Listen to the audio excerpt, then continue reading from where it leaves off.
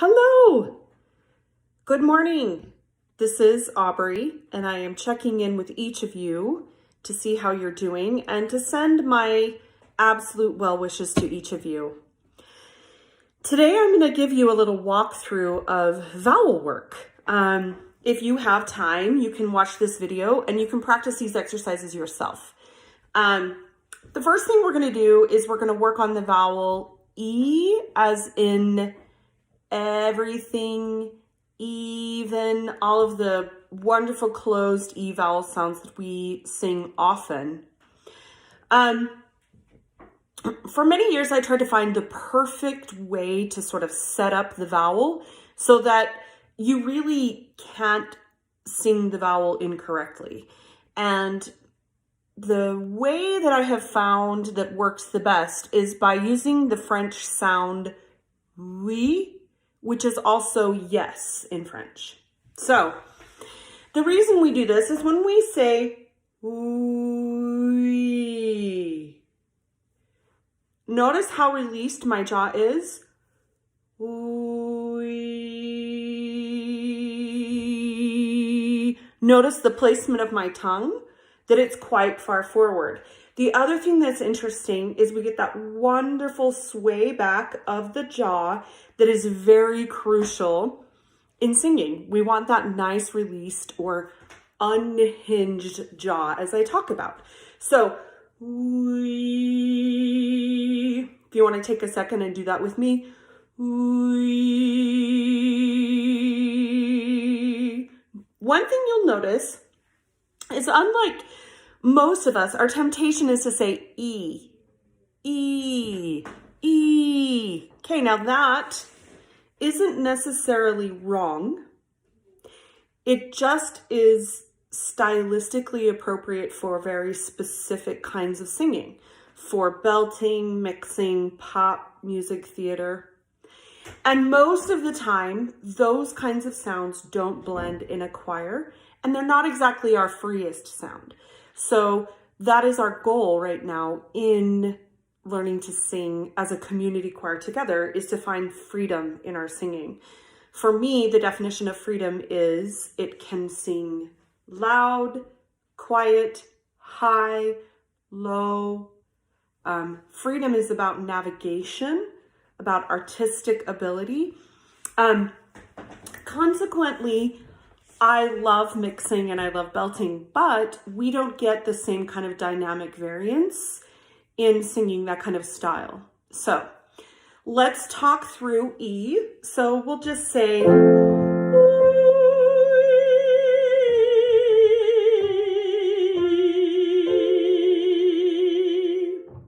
notice as I descended, very little moved. That took some time to accomplish. However, that is the ultimate goal, that we begin with the vowel and we let airflow do most of the navigating for us, okay? From E,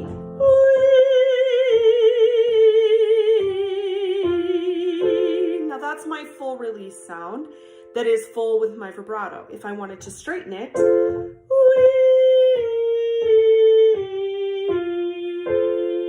I still do not need my jaw to engage in any way.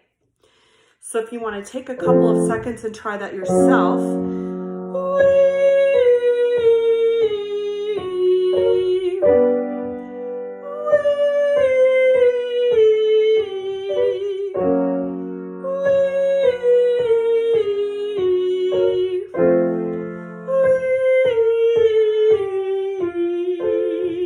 Now, the other thing that I want to point out about why I love the French word oui is it brings the sensation of our articulators quite forward. Not just the sensation, but the actual action of the articulators.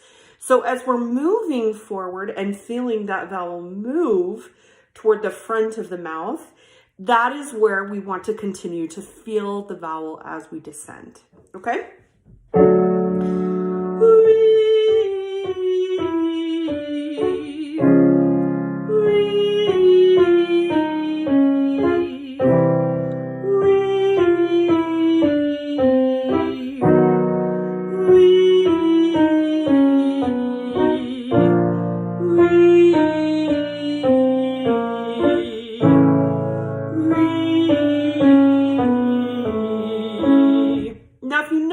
there for a second. I did a funny little thing where I wiggled my jaw because my jaw was wanting to engage. In many pockets of the voice, we will feel like a shift needs to occur to sort of navigate a specific part of our instrument. And I have always been a person that my jaw has always kind of wanted to engage.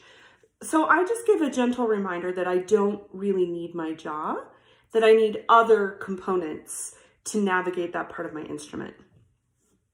Okay, next we're going to talk about navigating every vowel after that closed E. So we're going to just approach pure vowels, E, A, A, O, and U. E, A, A, they're all tongue vowels, and then O and U are lip vowels.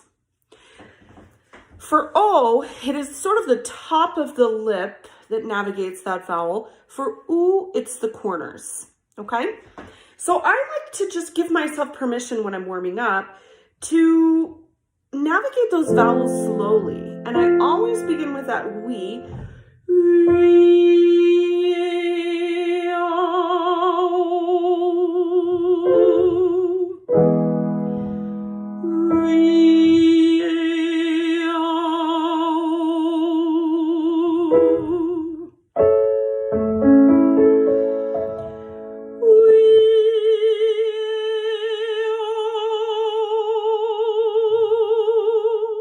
One of the biggest mistakes I see when I walk people down this road of finding their freest vowel release is that we tend to overthink it. We want more sensation in here.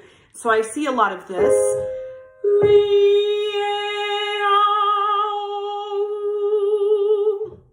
And now it's not really a bad sound, but it's not our most free and our most efficient, okay? So when we talk about efficiency in singing, we want the closest vowel movement without a lot of muscle involved. So if we do this slowly,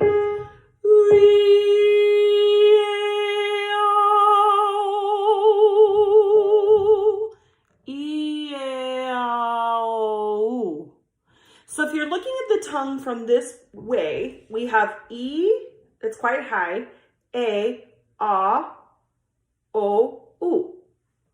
Okay, so the tongue is actually going to go down a little bit in the front for A, then down more in the middle for right? And the soft palate is going to need to go up at the same time. A lot of ways you can find out how much your soft palate can move is if you yawn. All that space in there, that is a perfect opportunity to feel how much movement you actually have in there to move when you say ah. And we want it to move as much as possible, and we want it to move up, okay? So if we do it slow,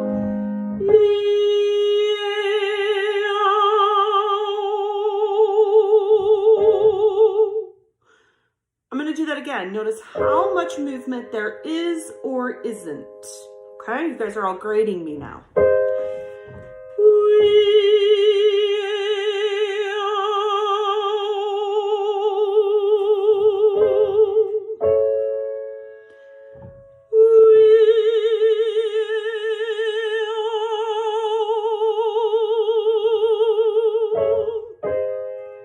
Now if I want to sing straight tone,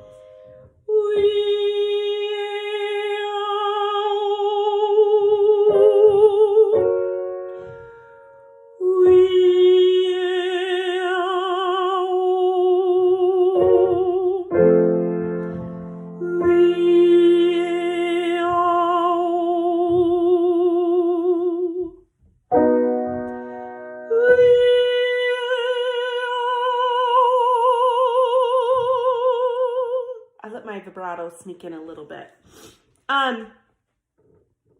I would love to sort of see your responses to this. I'd love for you to try it, to see what it does for your singing.